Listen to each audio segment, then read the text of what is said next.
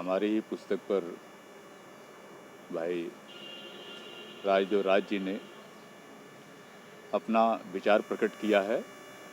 मैं उनका आभारी हूँ।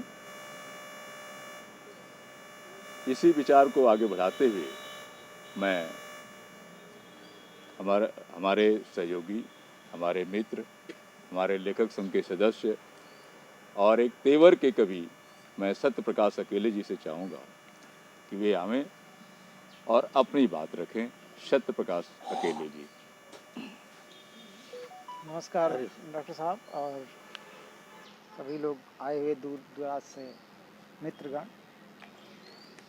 आज हम लोग 14 नवंबर 2021 को यहाँ पर उपस्थित हैं।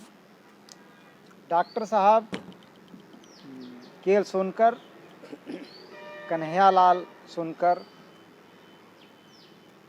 इनकी जो ये किताब प्रकाशित हुई है जिसका नाम है हिंदुस्तान के किस्से। इस किताब को हमने पूरा तो नहीं पढ़ा है लेकिन बहुत सी रचनाएं पढ़ी है।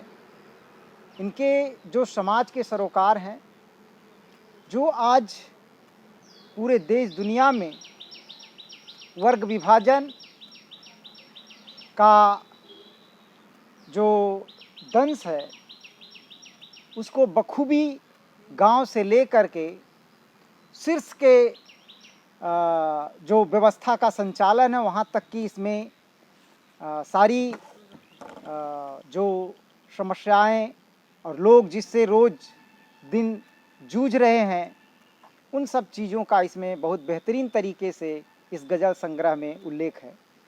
मैं इसमें एक रचना आप लोगों के सामने प्रस्तुत करना चाहता हूँ।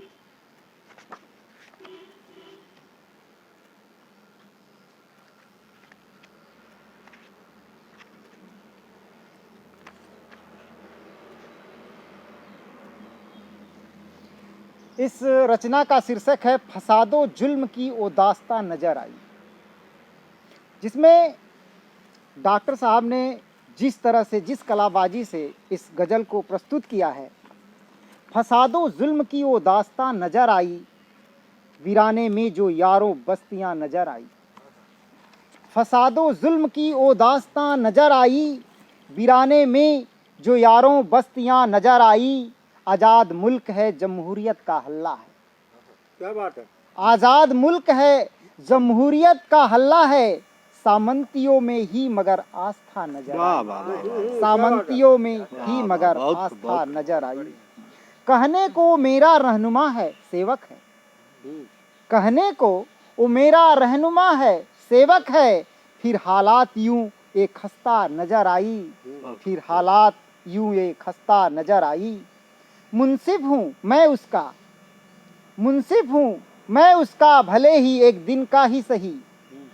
मुंसिफ हूँ मैं उसका, भले एक दिन का ही सही। देखिए होश में कैसे फाख्ता नजर आई।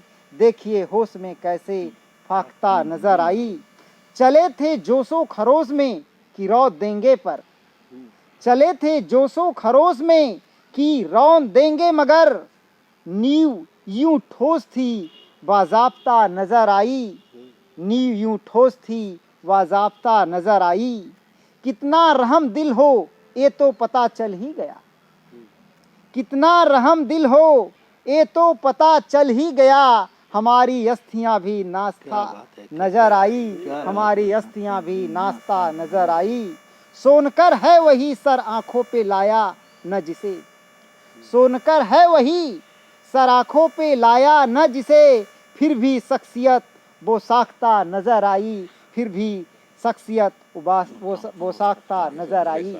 तो साथियों, इस कविता में डॉक्टर साहब ने जो आम इंसान का जीवन है और जो सामंतवाद ने जिसे हाथों हाथ लिया है, जिस व्यवस्था को, वह उसी का भरण पोषण कर रही है। और इस रचना में बखूबी एक आम इंसान, एक वोटर, एक मजदूर, एक किसान, एक गरीब की क्या स्थिति है उसको बखूबी इन्होंने अपनी रचना में रखा है। इसी के साथ मैं अपनी बातों को विराम देता हूँ। धन्यवाद।